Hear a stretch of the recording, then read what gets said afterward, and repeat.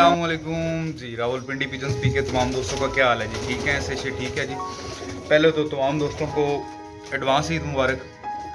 अल्लाह पाक तमाम दोस्तों की ईद को अच्छे तरीक़ा से गुजारने की तौफीक अता करे और खैर खैरियत से तमाम मामलात होंगे। आज मैं मौजूद हूँ जी टैडी सेटअप में। मैरों वाले टैडी, सेठ अशरफ साहब वाले टैडी और बकार भाई कौन सी, यही है ना दोनों ब्रीड जी? सेठ वाले और मैरों वाले सेटअप में माशाल्लाह बहुत ही खूबसूरत, बहुत उम्दा। तमाम दोस्तों के शौक़ के लिए आज ये सेटअप है। मैं थोड़ा सा करीब होता हूँ। तो ये हमारे बड़े प्यारे भाई हैं जी, वकार आशमी साहब, जिनका ये सेटअप है और माशाल्लाह बहुत ही खूबसूरत, बहुत लाजवाब, बहुत उम्दा। तो और मैंने इनको रिक्वेस्ट की है वीडियो की, तो उन्होंने कहा जी कोई मसला नहीं, आप भाई हैं, क्यों वकार भाई? जी बिल्कुल। तो ये इन्होंने इजाज़त दी है वीडियो की और मैं आया था। गाय बगाए मैं आता रहता हूँ, शो करता हूँ भाई के परिंदों का। तमाम दोस्त भी देख रहे हैं पीछे परिंदों का, सेम 1 to 1 कॉपीज़ हैं तमाम।